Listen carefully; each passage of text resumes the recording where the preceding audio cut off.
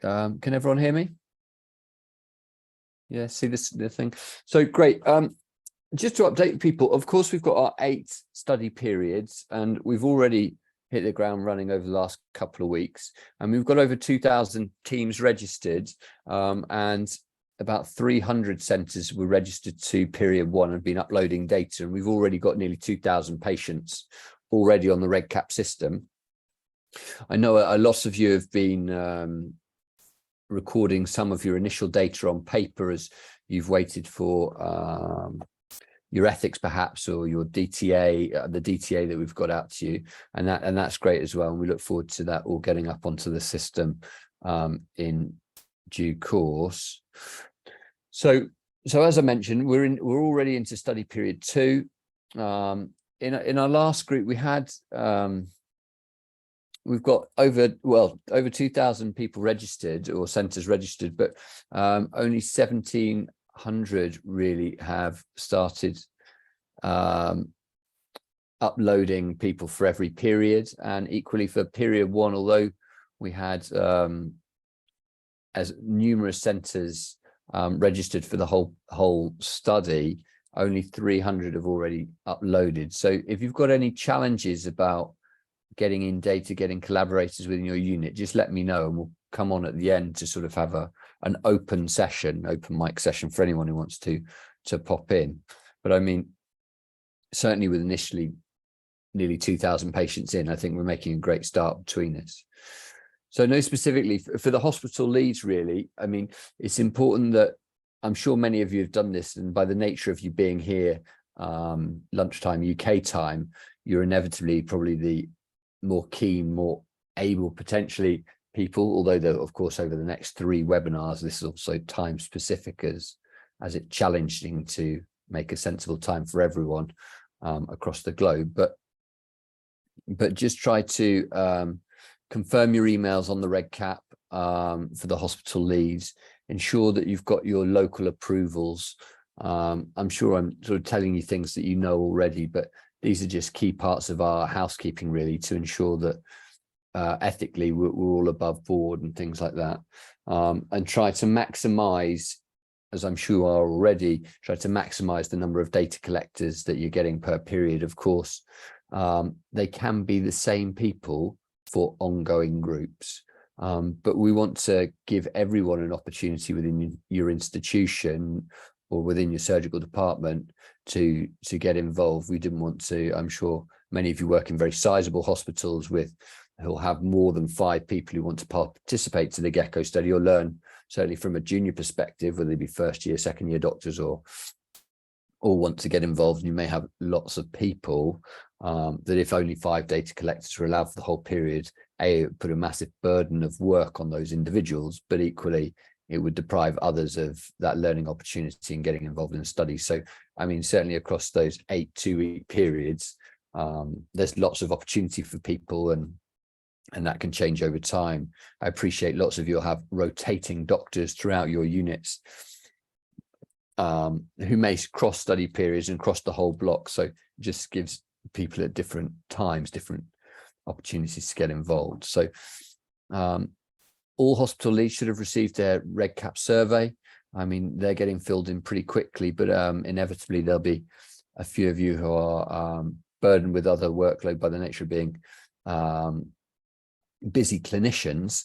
But when you can get that back to us, we really appreciate that. Certainly that's going to fill the basis of probably our initial paper, really, or because of course we want to look at the infrastructure variation across all of our high, middle and low income countries, and also share some of the ingenious ways that we're really trying to tackle gallbladder disease.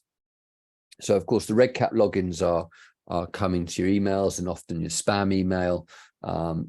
Again, it may seem like I'm telling you things that you know already, but certainly from key members within the committee who've been dutifully running the email inbox, there are a number of people who haven't been checking their spam, and their emails, their logins have been in there. But I'm sure that won't be the case for most of you. And of course, we're more than happy to help out. And I know inevitably there'll be issues about not everyone will get their login through the challenges of email inboxes and firewalls, etc.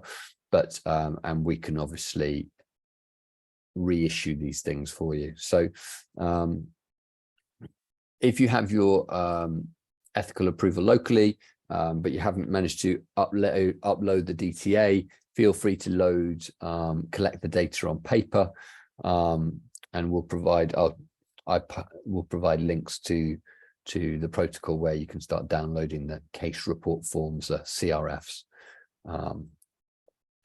So yeah, I think one of the main things really is, if you do have challenges, we are always available through the Gecko at globalsurg.org email address. That's manned every day, every week throughout the study. And we've got some key committee members who are really trying to work hard to get back to you as quickly as possible. Of course, there are, by the nature of having over 2,000 centres registered, you will occasionally notice there may be a bit of a delay to that, but we are really trying our hardest to get back to you as soon as possible. We'll share the NIHR, which is the British National Institute of Health Research global surgery website, where we keep a lot of the key documents, and feel free to look there. I mean, of course, we'll provide the website address, but it's just searchable through the Gecko study NIHR, but that has the study protocol on it if you want to read that or distribute that to your collaborators, the data dictionary, hospital lead packs, and we're gently and slowly building up national approvals for those that our national leads have achieved, I mean, and are sending back to us. Of course, for certain countries, the UK included, we don't have an overarching ethics, because for us it's an audit, but for those that do need official research or IRB ethics, that's not necessarily a national thing for some nations. But for those of you that do, whether it be Spain or Kazakhstan, for example, we do have that on our website. Equally, I know many of you are incredible at many languages, but we do also provide, or are building up, the study protocol in different languages for distributing to your colleagues. So feel free to look there. There should, for most countries, that's there. And again, if you would like, if your language is not there, and you feel that'd be a real benefit, I'm sure the steering committee and between your national lead, we can try to achieve that for you. Okay, so just a few of the things that we've really been coming into our inbox, and just to answer quickly for you. And of course, at the end, we'll give you this opportunity to go over anything I've missed or anything that's really been challenging at your hospital, your country, etc. So, I mean, for your trainees or for your people inputting data, certainly if they're changing hospital, I know we have a lot of rotating doctors in August and October usually. They can certainly participate in different hospitals. Just let us know. If that person can just email the Gecko email, we can search on our database and forward them to the hospital lead for their country. The hospital forwards the details of the hospital they're going to for the hospital lead. Equally, they can try to recruit and set the study up in the hospital if it's not available. We in the UK, as I've mentioned earlier, we don't have to register this with our institutional or national review board, or we don't need formal ethics. This is effectively service evaluation audit in the UK. And we're really sort of, with regards to IRB and approvals, they're going to have to be national or hospital specific. We've now completed the data transfer agreement, and hopefully you've all received that. Again, if you haven't, we did send it out theoretically to the whole email cohort, but just feel free to email us again and we can send that out again. So here are the few links. Feel free to take a photo, screenshot, and we'll again post it in the chat. So I think from me, that is about it from our initial frequently answered questions. And what I'm going to do now is just move on to our initial RegCap tutorial. And then we'll go from there. Okay.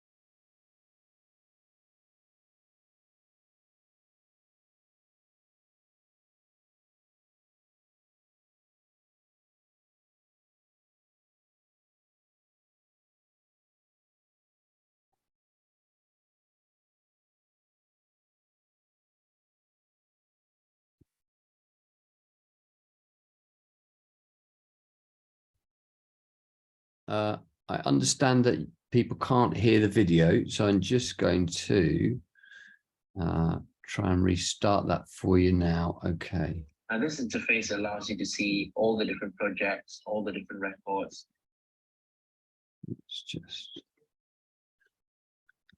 Let's go back to the start.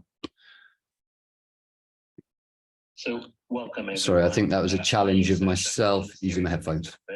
And I've got Wehan here today, who's also a steering committee member for Gecko. And today we'll be taking you through how do you use the team registration page on Gecko to get your team members registered. So the first thing to do is you need to log in onto RegCap. And a lot of you will have received your logins. And once you have logged in, you would come up to this interface. And you need to click onto the tab which says My Projects. And for all of you, you will be able to see Gecko team registration. And you will need to click Gecko team registration. And then you will come up to this interface. Now this interface allows you to see all the different projects, all the different records, and you may or may not see some of these applications on your page. What you should do is you should go to Record Status Dashboard. Once you clicked on Record Status Dashboard, you will see only your record ID that corresponds to your hospital. Now, Wehan and I can see all this because we are the steering committee, so we have access to everyone's record IDs. So say, for instance, you have your record ID that is labeled AE1385, that is specific to you. Everyone will be different, so don't get worried. You should click on the Mini Team Application Portal. Now, once you come up to the Mini Team Application Portal, you should select your hospital that it should be that you're registered in. So, for instance, just say, for example, just say I'm in Birmingham, so I would type in Birmingham and I type in Queen Elizabeth Hospital. You would then be taken to the next step of study approval. Now, you then have these three items for you to select. We are hoping that most of you will be in the second or third option. Now, if you are still in the process of getting your ethical approval, you can still start the process. You do not need to wait, which is what we advise. However, we have put a clause here that you should have your approvals before uploading data formally onto RegCap. So you need to click that yes to say that you will have your logins in your ethic approval in place before uploading data. So then you, as a hospital lead, would need to fill up your name and details. And then you can click how many periods you would like to contribute. Ideally, we want you to contribute to every single period. But obviously, it depends on team constraints, etc. So when you click a certain number of periods, a pop-up will appear for you to confirm how many team members you'd like.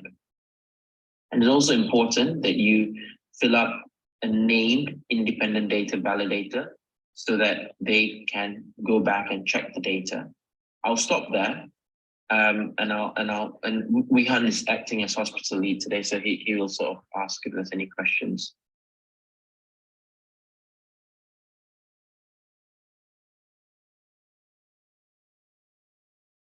We can't hear you. Sorry, so when will the team members get their RedCap logins? So they will get their RedCap logins up to a week or two before the data collection period starts. So say, for instance, you have registered for period 1 and you have selected 5 collaborators. All these 5 will receive the logins a week or two before the study starts. Yeah, thank you. And so after like receiving the RedCap login details, I just need to register. Is that right? And fill up this form? Yes, absolutely. So you need to... Yep. So where do I? And you also mentioned something about the site survey form. Where can I access that? Yes, absolutely. So once you've completed every single page, tick all the relevant periods. So you can tick as many periods as you like. So if you tick as many periods, there will be a long list of forms for you to fill up to include as many team members. Once you've done that, you can click complete or incomplete as you see fit. It doesn't really matter, but the key is fill up all the details and importantly, the ORCID ID. And in terms of the site survey, this is also very important. So when you go back up to the top of this page, you will see a section called site survey. You will need to click that. And of course, in your case, you will need to save changes, but for the purpose of this being an example tutorial, I'm just going to leave without saving changes. So this hospital level survey is very important. It provides a key breakdown as to different questions that you need to fill up. And this is related to your hospital. So as a hospital lead, you will need to fill up what the hospital level services are, cholecystectomy services, diagnostic imaging, training in cholecystectomy, green surgery for cholecystectomy. These are all key important fields that you need to fill up. And if you are the hospital lead, you will need to be able to answer all the relevant questions as best to your ability as you can. Yep, thank you. So I've also been seeing like do I need, is this like site survey mandatory or don't have to do it? No, so every single hospital lead will have to fill up the site survey. It's really important because we will be using this data to match the outcomes of patients that you've included into your cohort study. And it's really important because we will aim to use this for publications. And if there's any incomplete site surveys, it may risk eligibility of your site for future publication. Yep, I think that's about it for questions from me. Okay, thanks, Lihan. So I hope this tutorial has been very useful for everyone. Like I say, just to recap, you need to go back to My Projects, click on Gecko team registration, go on to record status dashboard, and you'll see a record ID. And please ensure that you complete your mini team application portal and your site survey. So thank you, everyone. Today, if there's any questions, feel free to drop us a line. So that was our beloved Sivesh and Wehan, key members of our steering committee, really driving forward this project.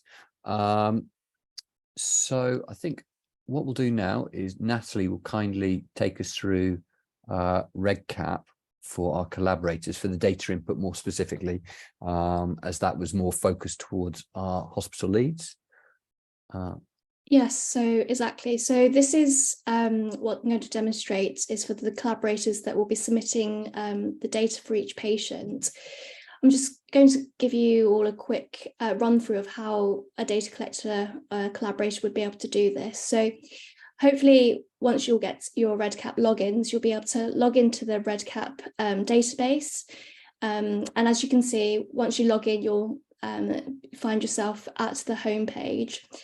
Once you get yourself onto the home page, you should click on My Projects. And as a collaborator, you should have the Gecko data collection as a project already that's been highlighted on your own account. Once you see this, you collect the Gecko data collection link, and it gives you a very similar page as you saw in the previous hospital lead video that we just demonstrated. And you will have a list of different tabs on the left here. What you should focus on as a a collaborator when you input your data is this data collection section here on the left. And if you want to add a new patient into our database, then you click on edit/edit records. Now, this will give you this new page, which will allow you to add new records, but can also allow you to select different patients that you might have already added that you can edit after, if you want to update any patients you've already added. You click on the Add New Record tab, and as you can see, these are the different fields that we want to be able to collect from each patient for the Gecko study. To be able to collect in each patient, in each field, you have to click on the different buttons on the right here, the little circular tab. And this will bring up for each little field each section that we have, it will bring up the different pages for each section. So each section needs to be completed. And of course, you'd have to ensure that you tick that your institute agrees with the term conditions of the data contributor agreement. Just to let you all know also that in the top right-hand corner here, you've got different collection resources, which will give us which has a link to our Gecko website, the protocols and any FAQs that we have submitted onto our website. If there's any queries that you may have initially, I would go and look into these tabs so that hopefully they can answer your questions. And if not, you can always ask us by sending us an email, and we'll endeavour to get back to you as soon as possible. So, of course, with each different field that we have, you would have to complete each section for each patient. Each different field is quite similar in the way that it's laid out. And once you've completed it, please could you complete the tab, tick which one is relevant, and then you save in the exit form. You can click onto different fields, but as you click, you may be given this warning sign to say whether or not you want to save changes or not. Usually I would just click on save so that you can make sure that all the changes that you have made are submitted, because you can always edit them afterwards. And once all of these different fields are completed, just click on that. The status of each field will hopefully go complete, so it will go green once that field has been completely filled out. So that's how you would carry out the data collection. It's quite self-explanatory, but of course, if there's any queries that anyone has, then please let us know and we can help you with that. So that's how you collect data.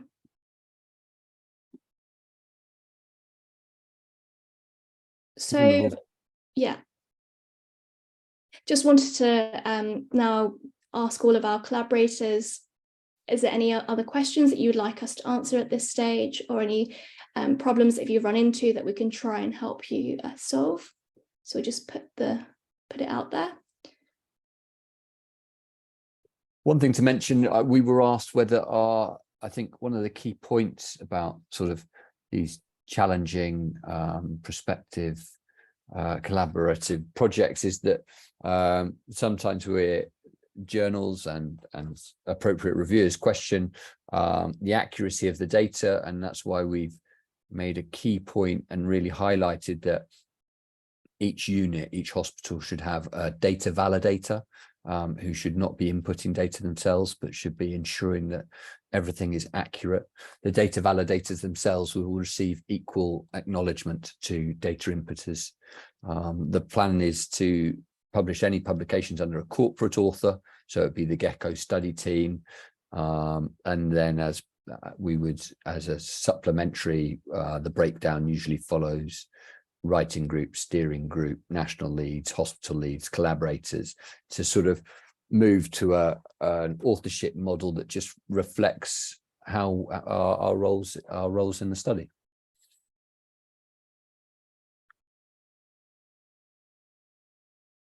Of course, as you move through the project itself, you may come across new challenges, and again, feel free to email us via the Gecko email at any point. Has anyone had any initial challenges with getting registered, data input, or anything that's specific that you'd like to ask? I mean, of course, we will. The frequently answered questions or frequent challenges is going to be updated on a continual basis as we keep seeing problems come in. Equally,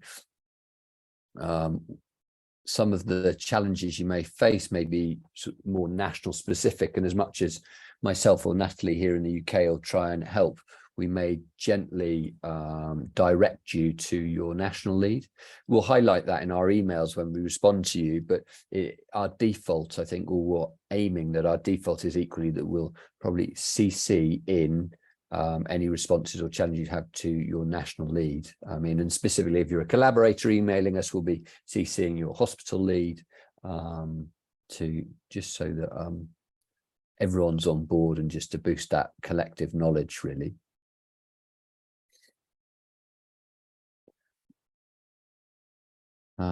Well, at the minute, not to keep you, I mean, not to take up too much more of your time. There's no questions coming in at the minute. Amanda, I put in the chat that if you do have any questions and you can't think of any right now, you can always email the gecko@globalsurg.org email. We'll get back to you. and Amanda's available there if there's any Australian specific questions. Anyone from Australia had any specific issues or? Okay, well, not to keep any more of your time. Thank you. We do, one of the things that we really do acknowledge or try to acknowledge from you is that, I mean, the success of these projects are really driven by all the people who are attending this meeting, not really Natalie or I or any of the other steering group members. And that's probably why they're so successful, really. Yavor Asanov has just asked, can we ask about the questions for symptoms? We need to specify for the first symptom or about the first symptom or last exacerbation. Hopefully it should be clear on the reg cap. Yes, so Yavor, sorry. But I think it's the predominating symptom that precipitated surgery. So, for example, whether that be in the emergency or the elective setting, the first or predominant symptom, really. So, and I'm sure for most of us that, for most of our patients, really, that'll be pain. But of course, that could potentially be jaundice, for example. But I'm sure, I mean, independent and clinicians such as yourself and other team members will take a sensible approach to answering that.